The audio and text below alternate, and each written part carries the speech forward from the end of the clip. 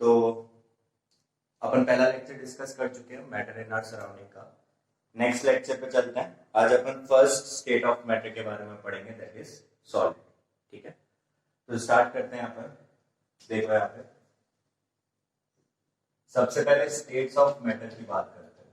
कल हमने सिर्फ मैटर की बात करी थी और उसकी कुछ जनरल प्रॉपर्टीज की बात करी थी। ठीक है, अभी अपन बात करते हैं स्टेट्स ऑफ मैटर की।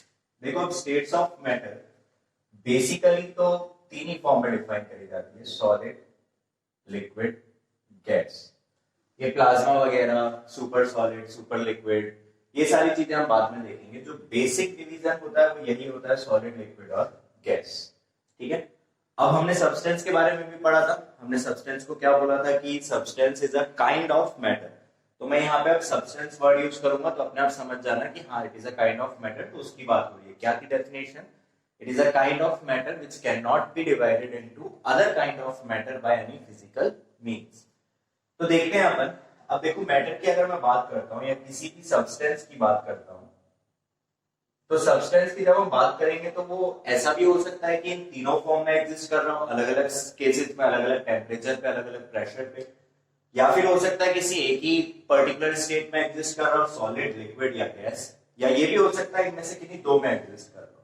तो हम ये फिक्स नहीं बोल सकते हैं कि अच्छा ये मैटर हमेशा इसी फॉर्म में एग्जिस्ट करेगा या सब्सटेंस हमेशा एक ही फॉर्म में एग्जिस्ट करेंगे, उससे ज्यादा नहीं कर सकते। अलग अलग टेम्परेचर, प्रेशर कंडीशन पे अलग अलग स्टेट हो सकती है। जैसे फॉर एग्जांपल तुमने स्टोन देखा है और लकड़ी देखी है, इनका कभी लिक्विड या गैसियस फॉर्म देखा है क्या?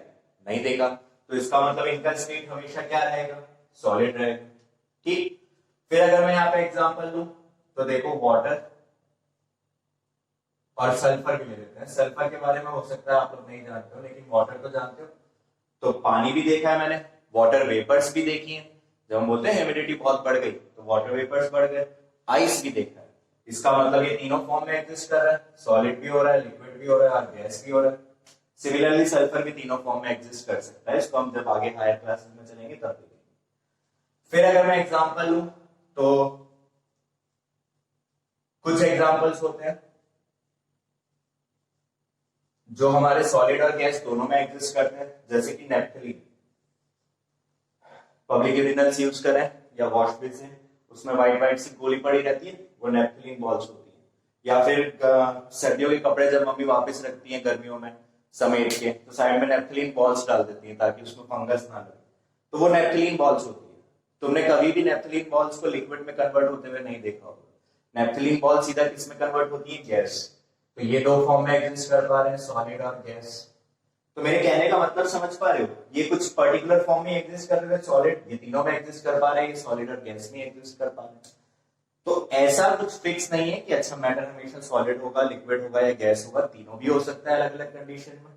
ठीक है, अब अगर इसका हम सिग्निफिकेंस देखें कि ये क्यों पढ़ना है हमको, ठीक है, जैसे तुम अगर देखोगे नेट पे काफी मीम्स आते रहते हैं, इंटीग्रेशन पढ़ा मैंने, डिफरेंशिएशन पढ़ा, मुझे आज तक समझ नहीं आया कि इसको अपनी लाइफ में यूज कहाँ करना है। तो देखो अगर हम चाहें तो यूज मिलता है चीजों का। इसको क्यों पढ़ रहे हैं अपन? हम अगर ह्यूमन बॉडी की बात करें, ह्यूमन बॉडी 70% वाटर, यही बोला जाता है। तो ह्यूमन बॉडी में लिक्विड स्टेट भी है। फिर हमारी बॉडी में बोन्स है, टीथ है, ठीक है। तो ये कौन सी फॉर्म हो गई? सॉलिड फॉर्म हो गई। और जो ऑक्सीजन हम इनहेल कर रहे हैं और CO2 जो हम एक्सहेल कर रहे हैं वो क्या हो गई? गैसेस हो गई। तो हमको हमारी ह्यूमन बॉडी में तीनों स्टेट देखने के लिए मिल रही है, वाटर या ब्लड बोल लो, बोन स्टेट सॉलिड फॉर्म में, गैसेस जो हम इनटेक कर रहे हैं। ठीक है, तो स्टेट्स सब जगह है, सब जगह उनकी इंपॉर्टेंस है। ठीक है, जैसे पानी का ही हम एग्जांपल लें तो वाटर मेरे को इतना हर्ट नहीं करेगा, लेकिन वाटर वेपर्स हो तो उनसे दिक्कत होती है। ठीक है, तो ये कुछ चीजें हैं जो आगे चल के काम आने वाली है। तो मैटर काफी इंपॉर्टेंट है, उसकी स्टेट सॉलिड है, लिक्विड है, गैस है, वो जानना। तो ये अपन एक ओवरव्यू लिया स्टेट्स ऑफ मैटर का। अब अपन स्टार्ट करते हैं सॉलिड्स। ठीक है, देखो अब तुम्हारी ऐसी टेंडेंसी है कि सिर्फ किताबी नॉलेज पे ध्यान रखो, साथ में कुछ ऐसी चीजें करो जिससे माइंड ब्रश हो। जैसे फॉर एग्जांपल लेट्स से ये चौक, ठीक है, ये क्या होगा? अब देखो कुछ बैक बेंचर्स जो होते हैं, सर ये चौक ही होगा और की पूरे उसमें माहौल में। लेकिन तुम अगर थोड़ा सा ध्यान लगाओ और थोड़ा सा डीपली सोचो या आउट ऑफ द बॉक्स सोचो तो तुम एक बहुत अच्छा आंसर दे सकते हो। सर ये चौक है, दिस विल बी चॉकलेट, चौक दे दिया चॉकलेट। ठीक है, तो इस तरीके से कुछ पजल्स करते रहो डेली, ताकि थोड़ा माइंड अपना ब्रशअप भी होता है। खैर अब स्टेट्स ऑफ मैटर पे चलते हैं, सॉलिड से स्टार्ट करते हैं। अब देखो सॉलिड का जो तुम किताबों में स्ट्रक्चर बना देखते हो वो कुछ इस तरीके से देखते हो, इस तरीके से गोले गोले बने होते हैं। अभी हम बात करते हैं है क्या चीज, सिर्फ आंख बंद करके ऐसे रैंडमली कुछ भी बना नहीं देना है, ठीक है, समझना है कि ऐसा क्यों हो रहा है। तो सबसे पहले देखो ये जो हमने बनाया ये पार्टिकल्स हैं, हमने लास्ट क्लास में बात करी थी पार्टिकल्स का क्या मतलब है। और ये सॉलिड का मैं एक बहुत छोटा सा टुकड़ा ले रहा हूं जिसको कि हम बोलते हैं यूनिट सेल। क्या बोलते हैं? Unit cell. ये स्क्वायर शेप नहीं है, ये क्यूब शेप है, उसको मैं सामने से देख रहा हूं। तो क्यूब को सामने से देखूंगा तो मुझे सिर्फ स्क्वायर दिखेगा। जैसे ये डस्टर है, सामने से देख रहे हो, सिर्फ एक फेस रेक्टेंगल दिख रहा है तुमको, सेम चीज यहाँ पे। ठीक है, अब सबसे पहले हम बात करें, सबसे पहले कंफ्यूजन होता है कि सॉलिड में स्पेसेस नहीं होती है। ऐसा नहीं है, मैंने कल भी डिस्कस करा था, तुम कितना भी पास भी आओ पार्टिकल्स को, कुछ ना कुछ एम्प्टी स्पेस बचेगा ही। तो ये जो यहाँ पे बच रहा है ये सब क्या है? एम्प्टी स्पेस है। हाँ, हम ये बोल सकते हैं कि एम्प्टी स्पेस काफी कम है। ठीक है, तो तुम ये बोल सकते हो कि very less empty space. Solids जो होते हैं उनमें काफी कम एम्प्टी स्पेस होती है। अब पार्टिकल्स एक दूसरे के इतना पास है, इसका मतलब इनके बीच में जो फोर्स है, कौन सा फोर्स? कल हमने बोला था इसको क्या बोलते हैं? Intermolecular force of attraction. वो भैया यहाँ पे काफी ज्यादा है। जो इंटरमॉलिक्यूलर फोर्स ऑफ अट्रैक्शन है पार्टिकल्स के बीच में वो काफी ज्यादा है। तो हम ये बोल सकते हैं कि इस फोर्स की वजह से, due to this force, intermolecular spaces are very less. तो ये एक सॉलिड के बारे में बात हो गई, इसके बीच में जो इंटरमॉलिक्यूलर फोर्स ऑफ अट्रैक्शन होता है पार्टिकल्स में वो बहुत ज्यादा होता है। पार्टिकल्स के बीच में जो स्पेस होती है वो बहुत कम होती है। इंटरमॉलिक्यूलर स्पेसेस कम होने का रीजन इज फोर्स। ये पार्टिकल्स बोल रहे हैं कि जो एक छोटा सा स्ट्रक्चर हमने बनाया इसको यूनिट सेल बोलते हैं। ये स्क्वायर नहीं है असल में। देखो डस्टर का एग्जांपल एक 3D ऑब्जेक्ट है, लेकिन मैं उसको सामने से देख रहा हूं, तो सामने से देखने पे मुझे सिर्फ क्या दिख रहा है? रेक्टेंगल। सिमिलरली ये क्यूब है, सामने से देखने में क्या दिख रहा है? स्क्वायर। ठीक है, आगे बढ़ते हैं, इनकी प्रॉपर्टीज को डिस्कस करते हैं सॉलिड। ठीक है, तो जनरल प्रॉपर्टीज ऑफ सॉलिड यहां पर देखते हैं। General properties of solid. ठीक, सबसे पहले बेसिक प्रॉपर्टी से स्टार्ट करते हैं, that will be shape and volume. सबसे पहली प्रॉपर्टी क्या हो जाएगी अपनी? Shape and volume. सॉलिड्स की शेप की बात करी जाए, ये है, अभी कितने भी टाइम तक रखा रहे मेरे पास, इसकी शेप में कोई चेंज आने वाला है या इसकी वॉल्यूम में कोई चेंज आने वाला है? वॉल्यूम मतलब जितनी ये स्पेस ऑक्यूपाई कर रहा है, कोई भी चेंज नहीं आने वाला है। तो यहां पे हम ये बोल सकते हैं कि for solids shape and volume are fixed. इनकी शेप और वॉल्यूम क्या होती है? फिक्स होती है। क्यों फिक्स होती है? अब देखो यहाँ पे पार्टिकल्स के बीच में स्पेस ही नहीं है, पार्टिकल्स के बीच में स्पेस नहीं है तो वो हिल ही नहीं सकता, वो सिर्फ मोशन अपनी मीन पोजीशन पे कर सकते हैं, वो अपन आगे देखेंगे। इसको ऐसे समझो कि फिर से वही रूम है और इसको मैंने पूरा भर दिया जितना मैं लोगों से भर सकता था।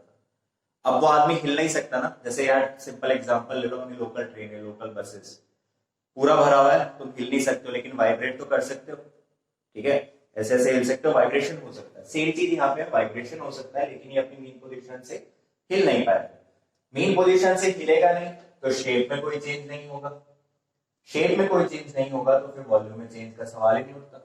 ठीक है, अब देखो यहाँ पे किस तरीके से ये हम सॉलिड को कंसीडर कर रहे हैं, ऐसा बना रहे हैं बार बार सॉलिड, ये इसके पार्टिकल्स हैं। अब इन पार्टिकल्स में किसी भी तरीके से कोई मूवमेंट पॉसिबल नहीं है। हाँ बस ये ज्यादा से ज्यादा वाइब्रेट कर सकता है, ऐसे ऐसे धीरे धीरे वाइब्रेट कर सकता है, तो शेप में कोई चेंज नहीं आने वाला।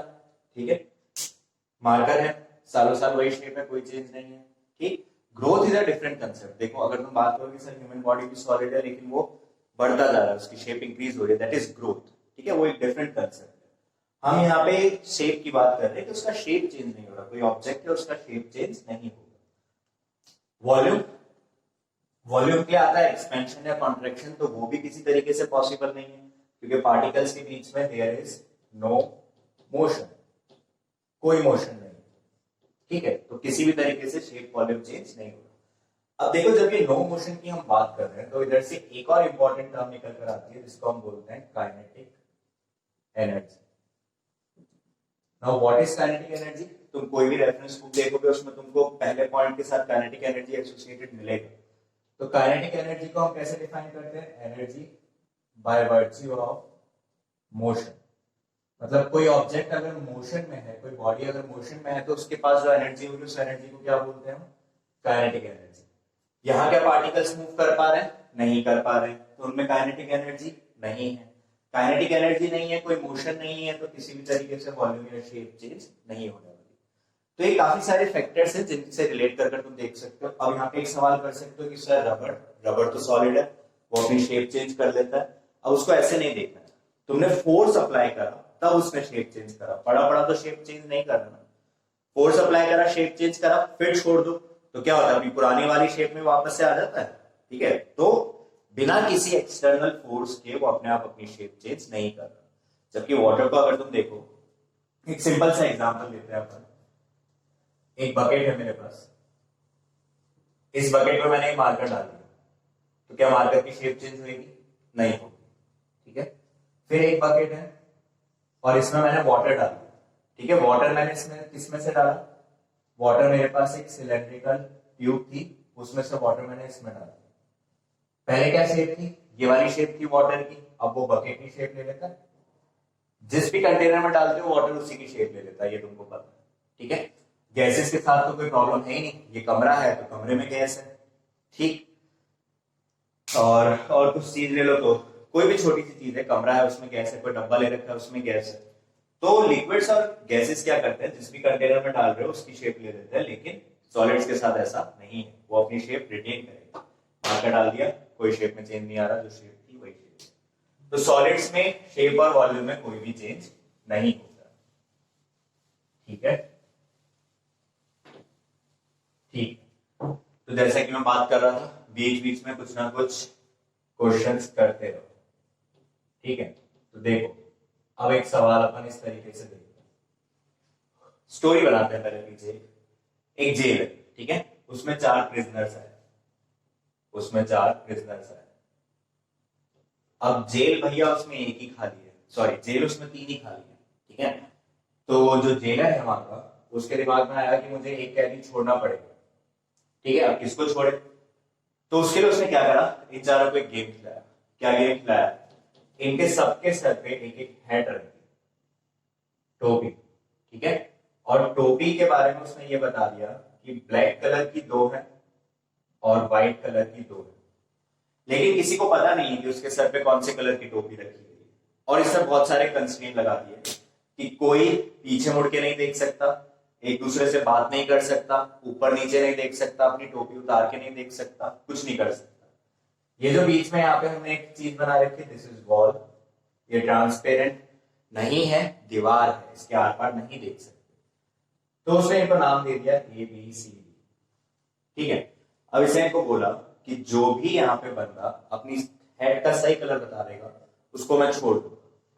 ठीक है, अब हुआ ये कि 10 मिनट तक कोई जवाब नहीं दे रहा। उसके बाद एक प्रिजनर ने जवाब दिया और उसका आंसर भी सही था, जेलर ने उसको छोड़ दिया। वो प्रिजनर कौन सा होगा ये बताना है। ठीक है, तो इसको नेक्स्ट लेक्चर में मैं डिस्कस करता हूं, तुम लोग अपना आंसर तैयार रखना। ठीक, चलो ये बात हो गई। अब अपन चलते हैं सेकंड प्रॉपर्टी पे। Second property will be density, Hindi में बोले तो घनत्व। ठीक है, तो डेंसिटी को कैसे डिफाइन करा जाता है? Density is defined as mass upon volume. किसी भी चीज की डेंसिटी निकालनी हो तो कैसे डिफाइन करते हैं, मास अपॉन वॉल्यूम। मास की यूनिट ग्राम, वॉल्यूम की यूनिट जनरली या तो लीटर रखते हैं या फिर मीटर क्यूब रखते हैं। ऐसे लिख लो, या तो लीटर और मीटर क्यूब। इसको क्या बोल दिया जाता है, क्यूबिक मीटर भी इसी को बोलते हैं। ठीक है, अब समझो, देखो सॉलिड में हम क्या बोल रहे हैं, फिर से बार बार बनता रहेगा ये स्ट्रक्चर। पार्टिकल्स बहुत पास पास है, इससे पास क्या पार्टिकल्स जा सकते हैं क्या, ऑलरेडी मैंने एकदम टच करा रखा है। इससे दूर जरूर जा सकते हैं, इससे पास कुछ नहीं होता। जैसे पार्टिकल ये होगा या फिर पार्टिकल ऐसे हो सकता है, बहुत दूरी पे, लेकिन इससे ज्यादा और क्लोज नहीं ले जा सकता हूं मैं। इसका क्या मतलब हुआ, अगर मैं सेम वॉल्यूम के क्यूब्स लेता हूं, ठीक है, जैसे ये मान लो सेम वॉल्यूम के क्यूब्स है, तो सबसे ज्यादा पार्टिकल यही होंगे।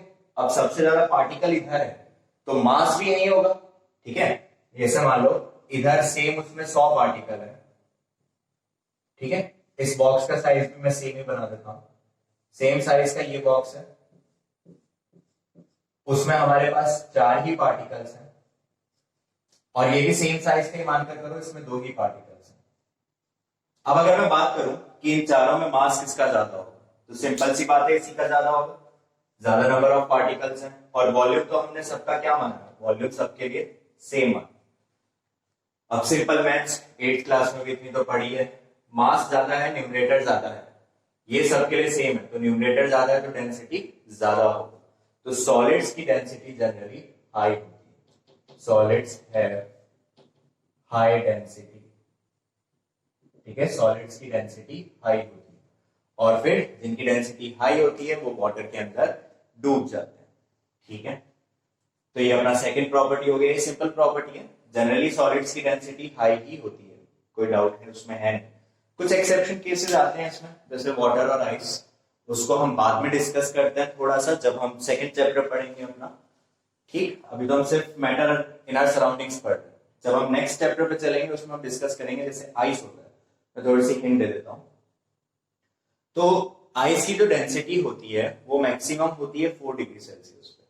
अब 4 डिग्री सेल्सियस पे तो हम जानते हैं आइस बनता ही नहीं है, तो ये क्या कंसेप्ट है, तो उसको अपन थोड़ा सा डिस्कस करेंगे डिटेल में सेकंड चैप्टर में।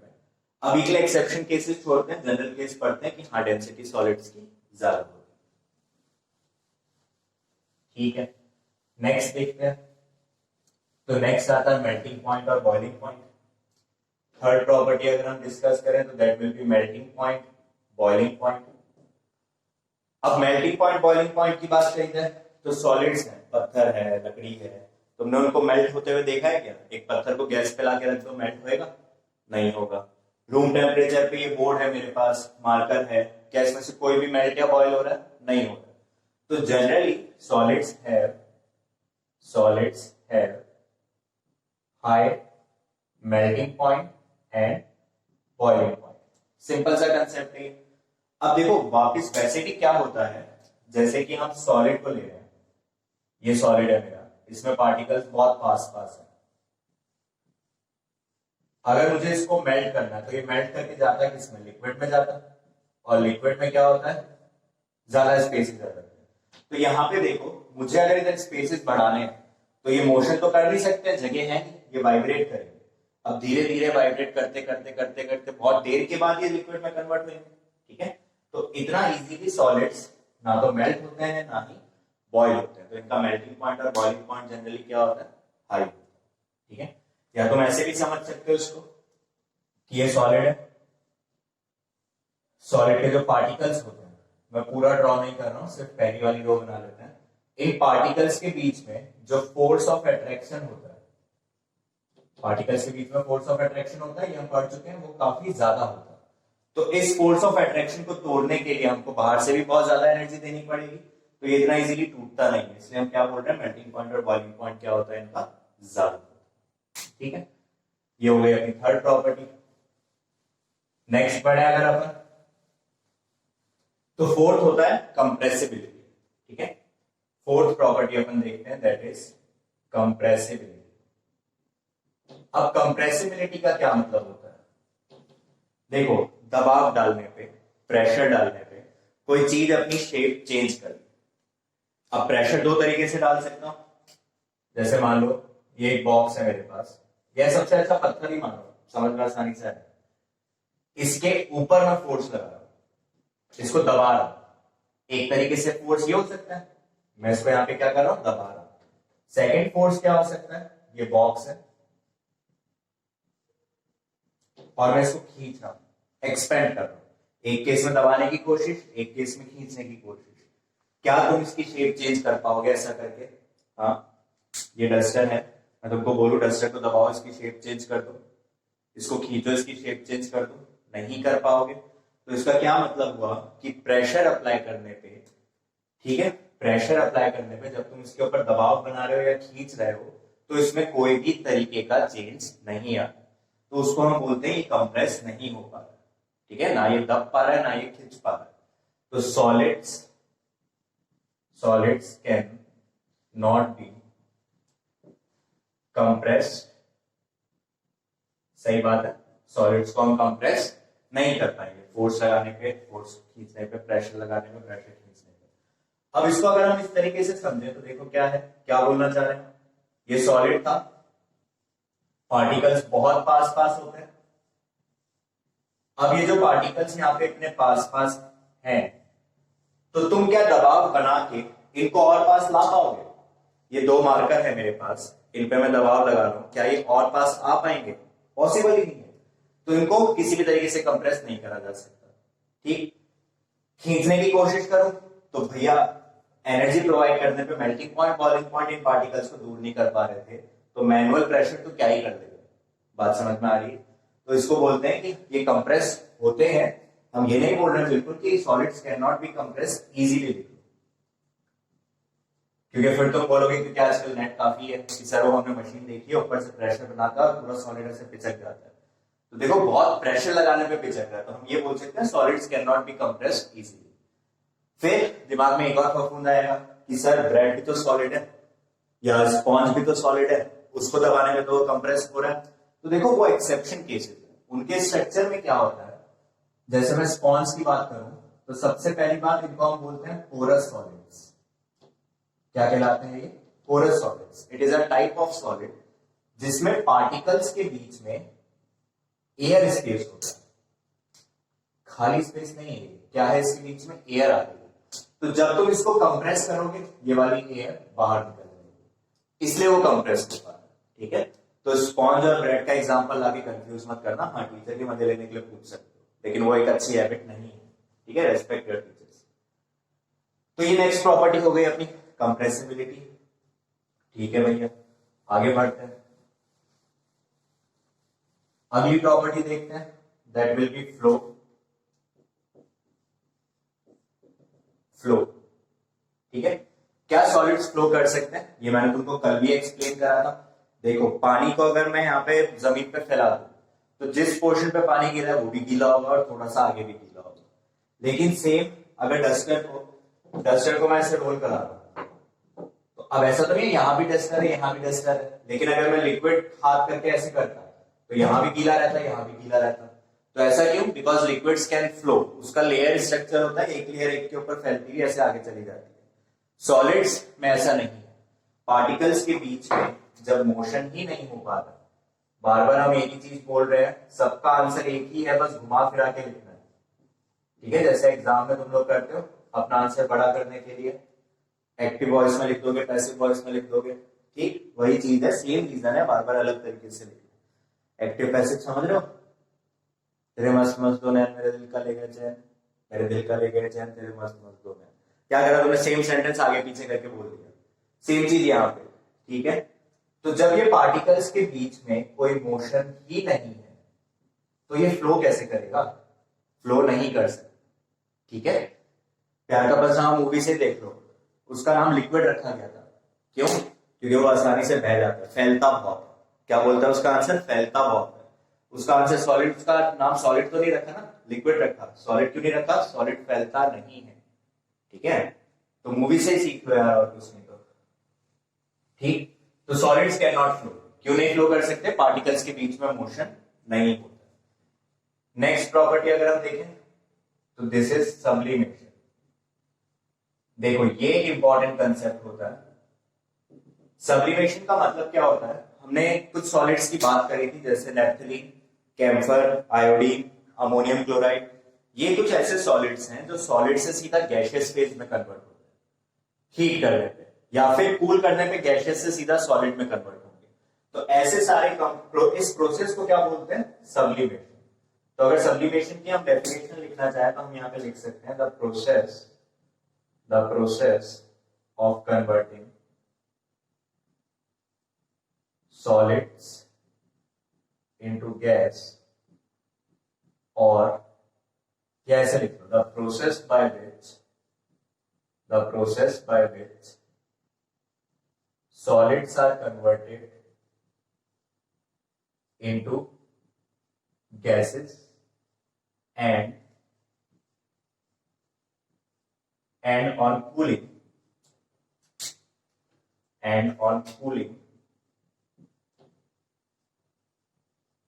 gases are converted into solids without changing, इसको हाईलाइट कर देते हैं, without changing to liquid form. ठीक है, लिक्विड फॉर्म में नहीं कन्वर्ट होगा। अगर मैं एक सिंपल कन्वर्जन देखूं तो सॉलिड होता है, सॉलिड से मेल्ट करके लिक्विड बनता है, और लिक्विड से वेपोराइज करके या बॉयल करके गैस बनता है। तो यहाँ पे हम क्या बात कर रहे हैं, यहाँ लिक्विड नहीं बनेगा, सॉलिड से सीधा गैस, गैस से सीधा सॉलिड। तो इस प्रोसेस को बोलते हैं सब्लिमेशन। ठीक है, और इस सब्लिमेशन प्रोसेस में जो सॉलिड हम ऑब्टेन करेंगे, इस सॉलिड को हम क्या बोलते हैं, सब्लिमेट।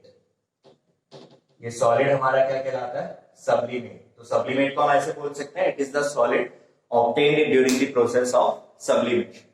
इसके एग्जाम्पल क्या क्या हो सकते हैं, एग्जाम्पल में देखो iodine, ammonium chloride, NH4Cl, camphor और नेफ्थलीन। ठीक है, iodine, naphthalene, iodine purple colour का होता है, कभी देखा हो सॉल्ट में होता है। NH4Cl अमोनियम क्लोराइड, इसका शायद एक एक्टिविटी भी दे रखा हो, अभी मैं भी डिस्कस कर लेता हूं कि NH4Cl की एक्टिविटी क्या होती है। ठीक है, चलो आगे बढ़ते हैं इसमें। अच्छा, इसकी सब्लिमेशन की एक एक्टिविटी डिस्कस कर लेते हैं। चलो, शायद कुछ बुक्स में दे रखी होगी सब्लिमेशन की एक्टिविटी। देखो क्या एक्टिविटी रहती है,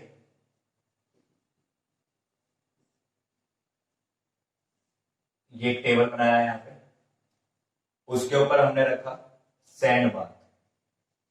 क्या रखा, सैंड बाथ। अभी देखते हैं व्हाट इज सैंड बाथ। इसमें मिट्टी है, ठीक। इसके ऊपर एक कंटेनर रख रखा है हमने, या ऐसा मान लो कि मैंने फनल रख रखा है उल्टा करके, इस तरीके से। ठीक है, इधर एक और कंटेनर रखा हुआ है जिसमें मेरे पास NH4Cl है। सॉरी, इसको ऐसे नहीं बनाना चाहिए, NH4Cl है सॉलिड फॉर्म। किस फॉर्म में, सॉलिड फॉर्म में। यहां से हम कर रहे हैं इसको हीट।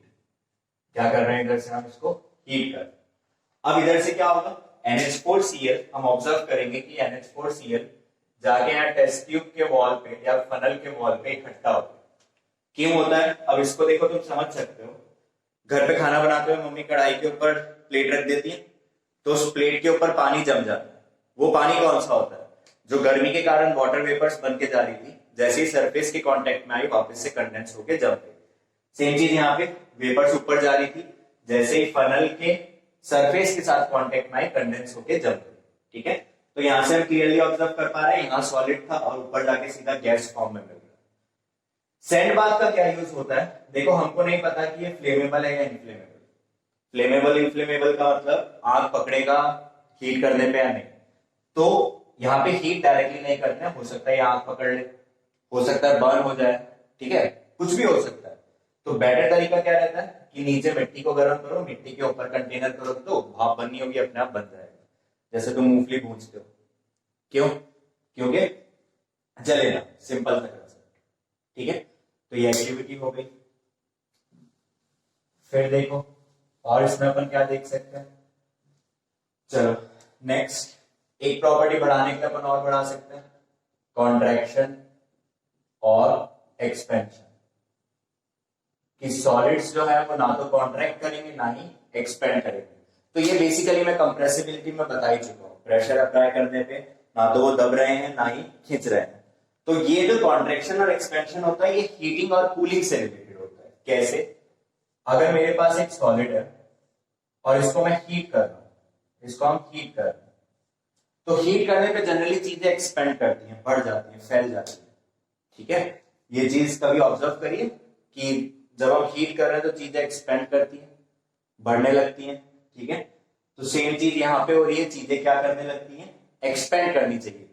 लेकिन सॉलिड में फिर क्या होता है, सॉलिड के पार्टिकल्स में भैया जगह ही नहीं है, या ऐसा बोल लो कि उसके इंटरमॉलिक्यूलर फोर्सेस ऑफ अट्रैक्शन बहुत ज्यादा है। तो उसको ओवरकम करके पार्टिकल्स को मोशन में आने के लिए बहुत एनर्जी चाहिए, तो इजी एक्सपेंशन नहीं हो सकता। कैनॉट परफॉर्म इजी एक्सपेंशन, मतलब बहुत इजीली एक्सपेंड नहीं हो पाएगा। ठीक है, और कॉन्ट्रैक्शन का मतलब होता है कि कोई भी चीज को ठंडा करने पे सिकुड़ जाना। ये सारी टर्मिनोलॉजी हम डेली लाइफ में यूज करते ही हैं, ठंडा ऐसे सिकुड़ गया, गर्मी है फैल गया। जैसे तुमने रेलवे ट्रैक वाला क्वेश्चन पढ़ा होगा फिजिक्स में, कि रेलवे ट्रैक के बीच में हम ये फिश प्लेट क्यों लगाते हैं, क्योंकि गर्मियों में ट्रेन एक्सपेंड करती हैं, सर्दियों में कॉन्ट्रैक्ट कर सकती हैं, तो ये गैप रखने के लिए हम यहाँ पे ये लगाते हैं। या फिर तुमने इलेक्ट्रिक वायर पोल हैंगिंग वाला क्वेश्चन करा होगा, ये पोल्स है, तार ऐसा है, ठीक है, अब गर्मियों में एक्सपेंड करके ऐसे लटक जाता है और कॉन्ट्रैक्शन हो जाता है, सर्दियों में फिर से वापस से टाइट हो जाता है। तो सेम चीज यहाँ पे। अब देखो इधर क्या हो रहा है, तो एक्सपेंशन समझ में आया, इजी एक्सपेंशन पॉसिबल नहीं है, पार्टिकल्स बहुत क्लोज है। Similarly on cooling contraction is not easy, on cooling contraction is not easy. क्यों इजी नहीं है? कॉन्ट्रैक्शन का मतलब इसका सिकुड़ना, क्या जगह है यहां सिकुड़ने के लिए? पार्टिकल्स और आसपास जा सकते हैं? पॉसिबल ही नहीं है। ठीक है, अब वो पॉसिबल नहीं है बोलना देखो गलत हो जाएगा। अगर मैं बहुत कोशिश करूं तो अंडर एक्सट्रीम कंडीशंस ये जो स्पेसिस है उनको ओवरकम करा जा सकता है, थोड़ा कॉन्ट्रैक्ट कर सकते हैं। तो यहां पे हम ये बोल सकते हैं can contract but very less. ठीक है, सिमिलरली तुम ये बोल सकते हो can not perform easy expansion but can expand very less. बहुत कम एक्सपेंशन इसमें हो सकता है। ठीक है, क्लियर है बात? तो और कोई प्रॉपर्टी नहीं बचती। अच्छा, एक और प्रॉपर्टी देख लेते हैं, डिफ्यूजन। ठीक है, एक सॉलिड की प्रॉपर्टी और देख लेते हैं हम, डिफ्यूजन। देखो डिफ्यूजन का मतलब होता है, अच्छा उससे पहले दो टर्म्स आएंगे देखो केमिस्ट्री में हमेशा, एक आती है स्पॉन्टेनियसली और एक आती है इंस्टेंटेनियसली। अब इन दोनों चीजों का मतलब समझो। देखो स्पॉन्टेनियस का मतलब होता है अपने आप से, कोई एक्सटर्नल फैक्टर वहां पे इन्वॉल्व नहीं है। जैसे हम बोलते हैं कि लड़का बहुत स्पॉन्टेनियस है, मतलब ये अपने आप से कुछ डिसीजन लेके कुछ काम कर लेता है। इंस्टेंटेनियस का मतलब होता है एट द सेम मोमेंट, उस पर्टिकुलर मोमेंट पे किसी चीज का एकदम से हो जाए। तो ये डिफरेंस होता है स्पॉन्टेनियस और इंस्टेंटेनियस। इंस्टेंटेनियस टाइम से रिलेटेड है, उसी मोमेंट पे इंस्टेंटेनियसली कुछ हो गया, एकदम से कुछ हो गया। स्पॉन्टेनियस का मतलब है अपने आप से कुछ हो गया। ठीक है, ये दोनों में बहुत माइन्यूट डिफरेंस होता है, इसलिए समझना जरूरी है। क्यों समझना जरूरी है? तो नेक्स्ट प्रॉपर्टी मैं डिस्कस करने जा रहा हूं, दैट इज डिफ्यूजन। तो डिफ्यूजन की डेफिनेशन ये होती है कि दो पार्टिकल्स या दो सब्सटेंस स्पॉन्टेनियसली आपस में मिक्स होते हैं, मतलब अपने आप एक दूसरे में मिक्स होते हैं। फॉर एग्जाम्पल, मैं यहां खड़े होकर परफ्यूम स्प्रे करता हूं, कमरे के दूसरे कॉर्नर में एक बंदा खड़ा है, तो थोड़ी सी देर के बाद उस तक फ्रेग्रेंस पहुंच जाएगी। क्यों पहुंच रही है? कि जो यहां से परफ्यूम के फ्यूम्स निकले थे वो एयर में मिल गए, और एयर जैसे जैसे फ्लो कर रही है उस बंदे के पास तक पहुंच गए। ठीक, लेकिन सॉलिड्स में थोड़ी ना ऐसा होता है, ये मिल ही नहीं रहा है, क्या क्या दिक्कत क्या है? तो solids can not diffuse, solids diffuse नहीं कर सकते हैं। क्यों नहीं कर सकते हैं? फिर से वही चीज, पार्टिकल्स में स्पेस कहां है डिफ्यूज करने के लिए। दूसरी बात, पार्टिकल्स में कोई मोशन भी नहीं है, तो इनका आपस में मिलना स्पॉन्टेनियसली पॉसिबल नहीं है। तो डिफ्यूजन की बेसिक डेफिनेशन हम क्या लिखेंगे? जब दो सब्सटेंसेस स्पॉन्टेनियसली एक दूसरे के अंदर मिक्स हो जाए, when to substances spontaneously mix into each other. ये डिफ्यूजन की हमारी क्या हो जाएगी, डेफिनेशन हो जाएगी। लेकिन फिर यहाँ पे कुछ एक्सेप्शंस बोल लो या कुछ कंडीशंस बोल लो, जैसे कि तुम कॉपर की एक प्लेट लो और जिंक की एक प्लेट लो। अब ये दोनों सॉलिड्स हैं। अब अगर मैं इनको ऐसे बांध के रख देता हूं, ये कॉपर, इसके नीचे जिंक को रैप करके छोड़ दिया। अब कितने टाइम के लिए छोड़ दिया, सालों के लिए छोड़ दिया। तो सालों के बाद ये एक दूसरे के अंदर मर्ज होते हुए लगेंगे कि एक दूसरे के अंदर मिक्स हो गए। तो ऐसा हो जाता है, लेकिन फिर देखो ड्यूरेशन कितनी है, सालों में, 1 साल 2 साल 3 साल हमें नहीं पता, बहुत साल लगेंगे। लेकिन कॉपर के कुछ पार्टिकल्स जिंक में जा सकते हैं, जिंक के कुछ पार्टिकल्स कॉपर में जा सकते हैं। ऐसा क्यों होता है, वो एक चैप्टर आता है 12th में सॉलिड स्टेट में, उसमें देखेंगे। तो अभी हम यहाँ पे ये बोल सकते हैं solids can not diffuse, solids diffusion show नहीं करते। तो आई होप ये सारी प्रॉपर्टीज सॉलिड की क्लियर होंगी। ठीक है, तो अपन आज का लेक्चर यहीं खत्म करते हैं। नेक्स्ट लेक्चर में अपन उठाएंगे next state of matter which is liquid, और उसके बारे में, उसकी प्रॉपर्टीज के बारे में